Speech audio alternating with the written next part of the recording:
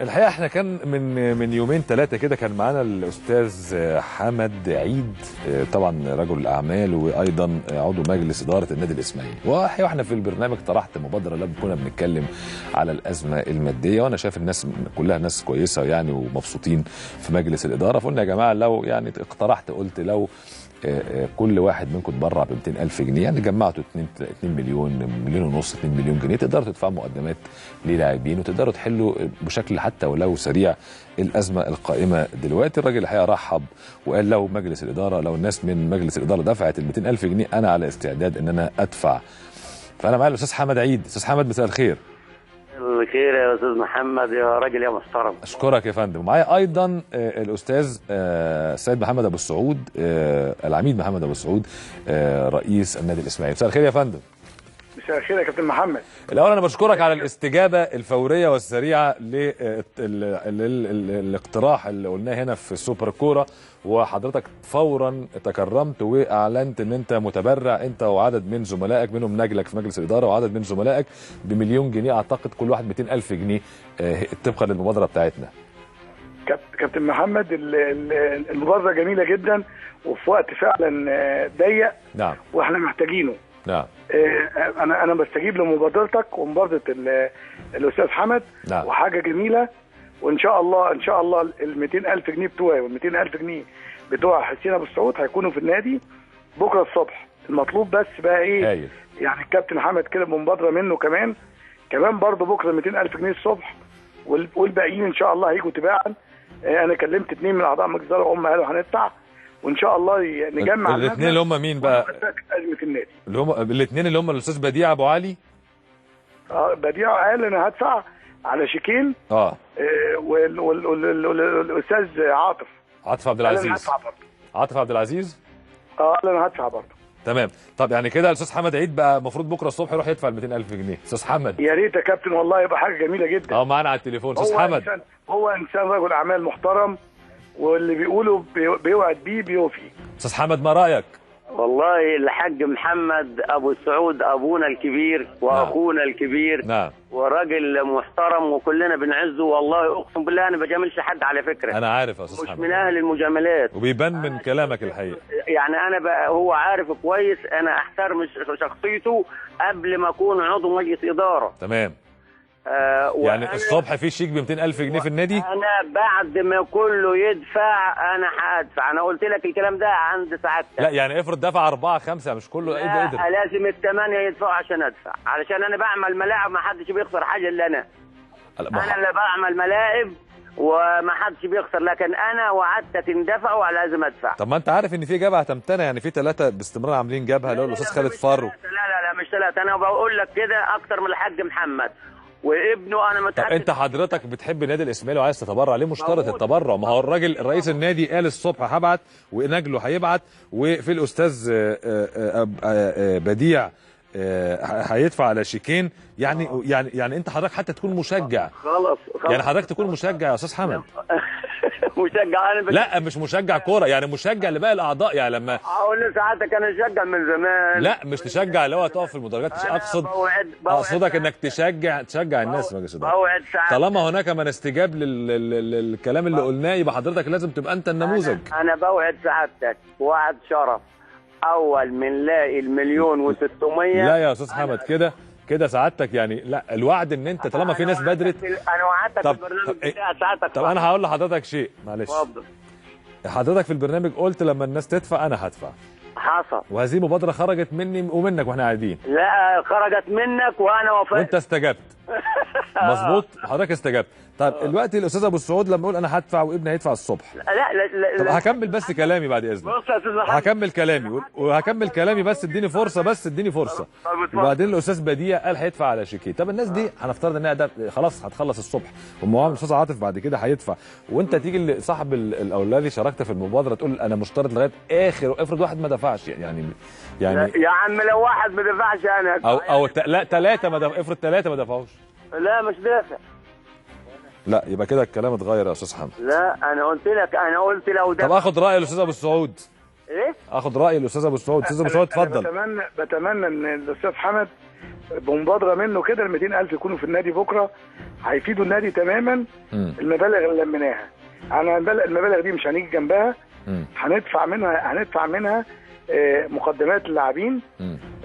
وبتمنى انه يعني ان هو يبادر بالموضوع ده، واكيد التانيين هيدفعوا. يعني التانيين ما فيش حد، يعني لو واحد او اتنين مش قادر دي مش مشكله. فبتمنى ان الحاج حمد بالمبادره منه يشجع مبادرته. المبادره طبعا منك يا استاذ محمد شبانه في وجوده، وانا بتمنى انهم هو ده الحل الوحيد دلوقتي ان احنا نرضي لاعبينا. استاذ حمد، هل انت يعني هتقر وهتوافق على كلام الاستاذ ابو السعود؟ لا انا ما كانش يدفع كله يدفع، انا مش هدفع لان انا بدفع في الملاعب، مش هدفع في الفلوس. ادفع بعد الثمانيه يدفعوا وانا التاسع. خلاص استاذ حمد، انا بشكرك شكرا جزيلا. استاذ حمد، ده تنصل من اتفاقك واحنا على الهواء. استاذ ابو السعود، الو. استاذ حمد يسيب الملاعب ليا ويدفع هو ال 200,000 جنيه. طب استاذ حمد، استاذ حمد قفل. طيب عموما ده طرح تاني، يعني لو سيب الملاعب خالص، اذا كنت بتدفع في الملاعب فانت سيب الملاعب، وزي ما قال سياده العميد محمد ابو السعود سيب له الملاعب هو هيكملها وحضرتك ادفع ال 200,000. عموما هي دي كانت مبادره هتبين مين بيحب النادي الاسماعيلي ومين ما بيحبش النادي الاسماعيلي. يعني استاذ حمد اكيد بيحب النادي الاسماعيلي، بس عليه ان يثبت ذلك، لان دي مبادره هو او غيره في مجلس الاداره برضه. مش عايز اقول انه فلان او فلان او فلان، لكن استاذ ابو السعود قدامنا قال انه الصبح هيدفع هو ونجله 400,000 جنيه، وايضا الكابتن بديع هيدفع 200,000 جنيه على شيكين، وفي الكابتن عاطف عبد العزيز برضه هيدفع 200,000 جنيه. نتمنى ان تستمر هذه المبادره وهتحل مشكله كبيره وتنعش جمهور النادي الاسماعيلي، هو اللي يهمنا في المقام الاول. مش مهم يعني ممكن اللاعب يعني ينبسط من الفلوس لكن الجمهور هينبسط اكتر من تواجد نجومه معاه. استاذ ابو السعود، قبل ما اختم، انتوا موضوع نعم هتقولي طب رئيس النادي الاسماعيلي يا جماعه انا ما قلتلوش شكرا، مش فاهم. طيب حاول نجيبه تاني. كنت عايز اساله طبعا على مسعد عوض حارس المرمى. كابتن عاطف عبد العزيز، مساء الخير. مساء الخير استاذ محمد، ازي حضرتك؟ كله تمام الحمد لله. كابتن عاطف، حضرتك استجبت للمبادره اللي اطلقناها هنا بتبرع كل عضو في مجلس الاداره بمبلغ 200,000 جنيه زي ما قال لنا العميد سياده العميد. طبعا اكيد طبعا دي حاجه كويسه جدا، واكيد الحاج محمد اكيد عارف ظروف النادي وكده. يمكن انا كمان مؤيد الحاج محمد كمان والحاج حمد في رؤيه ان مسعد عوض يقعد.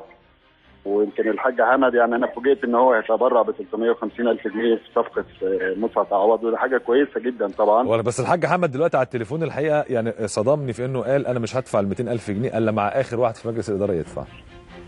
فقلت والله انا يمكن لا، الحاج حمد يعني ما اعتقدش ان هو يقول كلمه هيقول لا انا مش هعمل كذا. الحاج حمد شخصيه جميله وشخصيه محترمه، وقال دلوقتي على الهوا هذا الكلام الحقيقه بالنسبه لي كان صادم، لكن ربما هو يعيد حساباته، ويعني المبادره خرجت مني في وجوده وافق عليها، فاتمنى ان هو يستجيب لذلك. لكن في النهايه بعيد عن الحاج حمد او غيره، هو انتوا حبا في النادي الاسماعيلي هتعملوا كده.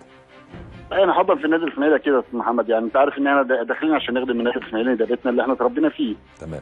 واكيد الناس كلها حاسه ان الحاج محمد ابو السعود هو اللي شايل كل صغيره وكبيره داخل النادي الاسماعيلي. تمام. واكيد فعلا حمل تقيل جدا عليه، طبعا ما فيش حد في الدنيا يقدر يتحمل مسؤوليه النادي الاسماعيلي لوحده. تمام. يمكن كان في اتفاق بينه وبعض الناس المقربين ليه، يمكن عن طريق المهندس محمود عثمان او عن طريق المهندس ابراهيم عثمان، ان هم يقفوا جنب النادي ويساعدوه. انا حاسس يعني الناس ديت يعني كلمتها واحده، واكيد الفتره اللي جايه هيبقى في مسانده ان شاء الله، نتمنى هذا يعني. بشكرك كابتن عاطف. رجع تاني لينا سياده العميد محمد ابو السعود رئيس النادي الاسماعيلي. مش هسالك بقى على الكلام اللي قاله الاستاذ حمد لان انتوا في النهايه بقى يعني حافظين بعض اكتر مني. اتفضل يا كابتن. استاذ ابو السعود، انتوا حضرتك بالفعل في طريقك يعني ترك مسعد عوض حارس المرمى، يعني عرفنا الكابتن محمود الخطيب هيبتدي يتواصل معاك بشكل رسمي بعد مباراه سموحه غدا لضم اللاعب للنادي الاهلي، ولا انتوا خدتوا قرار نهائي بعدم التفريط في اللاعب؟ كابتن احنا ما خدناش قرار نهائي بعدم التفريط فيه، احنا كنا عارضينه لاعلى سعر. نعم. الحاج حمد امبارح لما قال انا ادفع 350,000 والولد عايز 700,000 انا ادفع 350,000 تاني لو كان العمليه كده بقت قربت يعني. نعم. لكن بعكس كده بغير كده احنا فعلا عارضين لاعب لاكبر عرض، وانا لسه ما جاليش عرض رسمي لغايه دلوقتي، سواء كان عرض شفوي مع الحاج كامل ابو علي، دكتور كامل ابو علي، واحنا متواصلين فيه.